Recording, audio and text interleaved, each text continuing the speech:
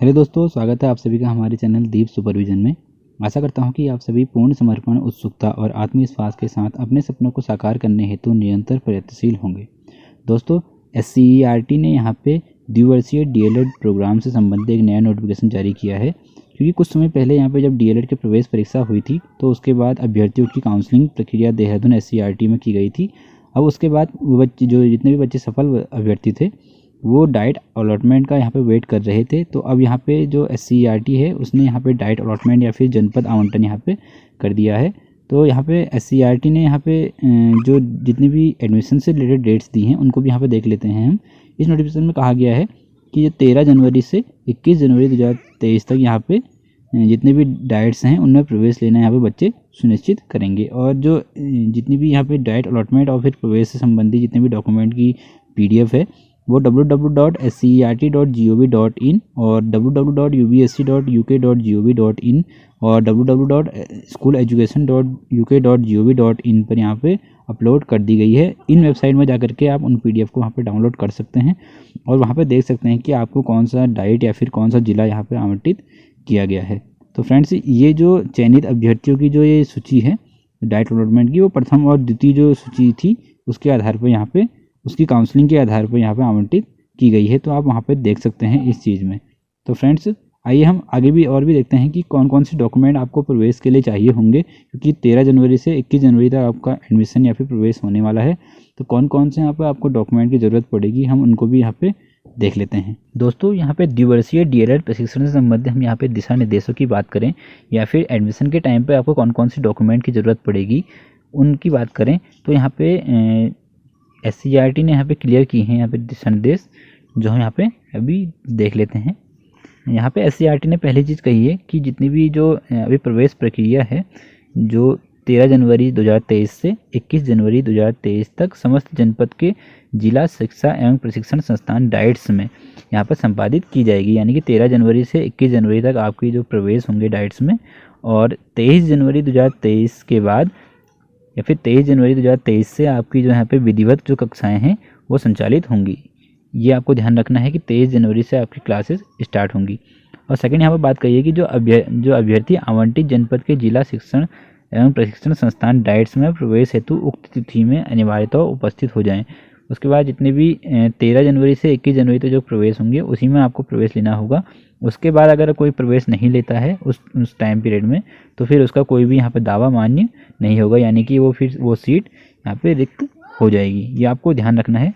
तीसरी यहाँ पर बात कही गई है कि जितने भी आपके डॉक्यूमेंट हैं, कौन कौन से डॉक्यूमेंट आपको यहाँ पे लेके आने हैं एडमिशन के टाइम पे, तो हम उनको भी देख लेते हैं। यहाँ पे कहा गया है कि जितने भी आपके प्रमाण पत्र हैं उन सब की मूल प्रति और 2 छाया प्रति आपको लेके आनी है, वो भी स्व हस्ताक्षरी यानी कि सेल्फ अटेस्टेड, और 2 जो नवीनतम पासपोर्ट साइज फोटोग्राफ हैं वो आपको यहाँ पे लेके आने हैं। अब हम देख लेते हैं कि कौन कौन से डॉक्यूमेंट आपको चाहिए होंगे। यहाँ पे जितने भी अभिलेख हैं या फिर डॉक्यूमेंट है उसमें पहला है हाई स्कूल का अंक पत्र, हाई स्कूल का यहाँ पर प्रमाण पत्र। किसी का हो सकता है कि दोनों अंक पत्र और प्रमाण पत्र दोनों एक साथ हों। यहाँ पे इंटर का अंक पत्र और इंटर का जो प्रमाण पत्र है वो भी आपको लेके आना है। साथ ही स्नातक की जो प्रवेश जो प्रत्येक वर्ष और सेमेस्टर की जो अंक पत्र हैं या फिर जो मार्कशीट है वो लेके आनी है, और डिग्री आपको लेके आनी है। अगर किसी के पास डिग्री नहीं है तो यहाँ पे प्रोविजनल डिग्री भी ला सकता है।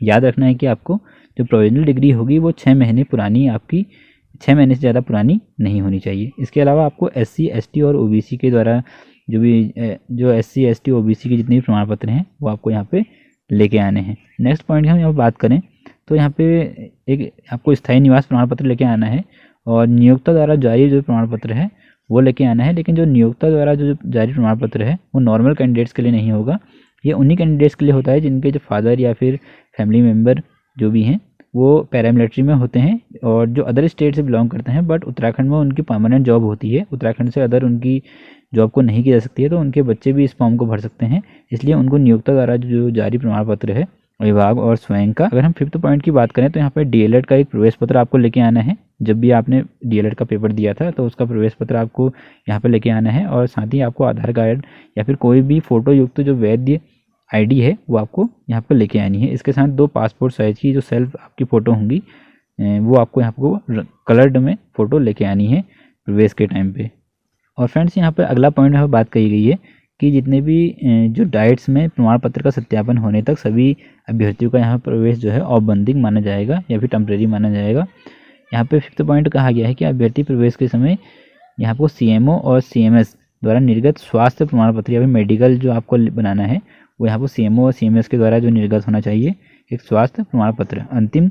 इसके साथ ही अंतिम संस्था के द्वारा जारी किया गया चयनित प्रमाण पत्र, यानी कि आपको जो भी आपकी लास्ट एकेडमिक जो क्वालिफिकेशन है BA और या फिर किसी का अगर BA प्राइवेट से है तो वो इंटर का, तो वो आपको यहाँ पर वहाँ से एक चयनित प्रमाण पत्र बना के लाना है। और अन्य 2 राजपत्रित अधिकारियों के से प्राप्त नवीनतम चयनित प्रमाण पत्र भी आपको बना के लेके आना है, यानी कि कोई भी 2 गजेटेड ऑफिसर उनसे आपको एक नवीनतम चाहिए, 2 मतलब अलग अलग होने चाहिए। 2 राजपत्रित अधिकारी हैं तो आपको 2 गजेटेड ऑफिसरों का अलग अलग चयनित प्रमाण पत्र लेके आना है जो 6 माह से अधिक पुराने नहीं होने चाहिए, यानी कि 6 माह से पहले आपके बने होने चाहिए, इस अंडर में आपका बना होना चाहिए। तो आपको टोटल 3 चयनित प्रमाण पत्र यहाँ पर दिखाने हैं, 3 कैरेक्टर सर्टिफिकेट, एक तो आपका जो लास्ट एकेडमिक का होगा और 2 प्रमाण पत्र जो होंगे चरित्र के वो 2 गजेटेड ऑफिसर के आपके बने होने चाहिए। ये आप कहीं से भी बना सकते हो 2। इसके अलावा एक यहाँ पर प्रमाण पत्र और भी है जो वर्तमान में न्यायालय में कोई विवाद आयोजित नहीं होना चाहिए, इससे रिलेटेड होगा। ये आपका तहसील से बन जाता है या फिर कोई भी नोटरी में बन जाएगा 10 रुपये के स्टाम्प पेपर में।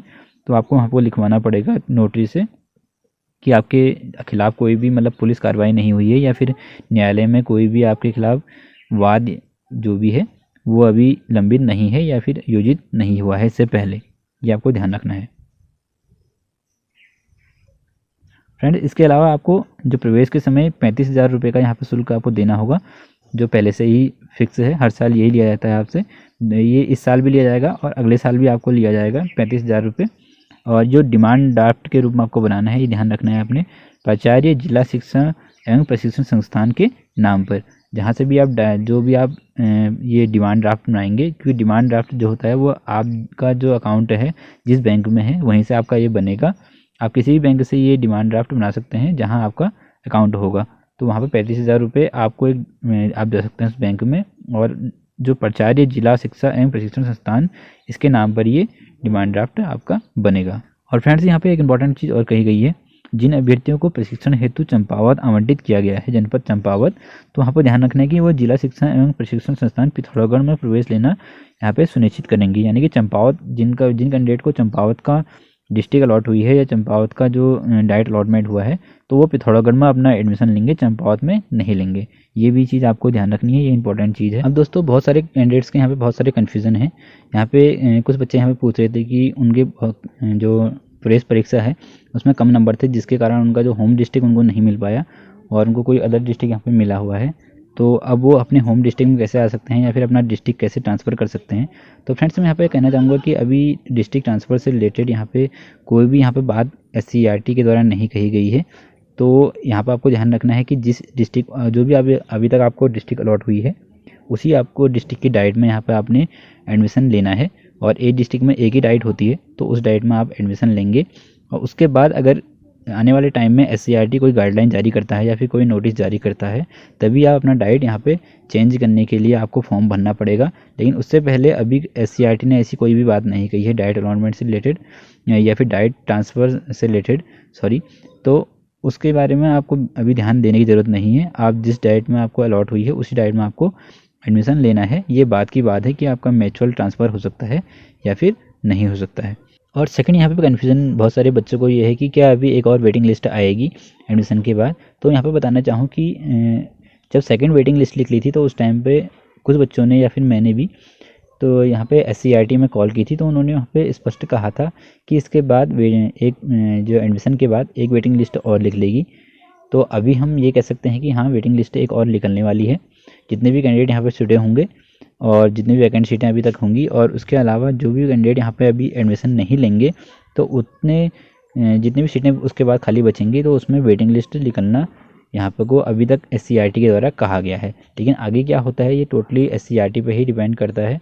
हम इसके बारे में अभी कुछ कह नहीं सकते हैं क्योंकि SCERT के बारे में बहुत सारे प्रेडिक्ट करना यहाँ पर सही नहीं होता है, क्योंकि कभी वो चीज़ एक्चुअली में करते हैं और कभी नहीं करते हैं, तो हम यहाँ पे कह नहीं सकते हैं। बट हाँ अभी तक जो SCERT ने कहा है कि एक वेटिंग लिस्ट और निकलने वाली है, क्योंकि इससे पहले वाली वेटिंग लिस्ट को उन्होंने प्रोविजनल वेटिंग लिस्ट का यहाँ पे नाम दिया था तो एक वेटिंग लिस्ट की संभावना अभी एडमिशन के बाद और होगी, तो आप धैर्य बनाए रखिएगा। तो फ्रेंड्स यही था इस वीडियो में। आशा करता हूँ कि आपको ये वीडियो अच्छी लगी होगी और आपके जो भी एडमिशन से रिलेटेड जितने भी कन्फ्यूज़न है वो दूर हुए होंगे।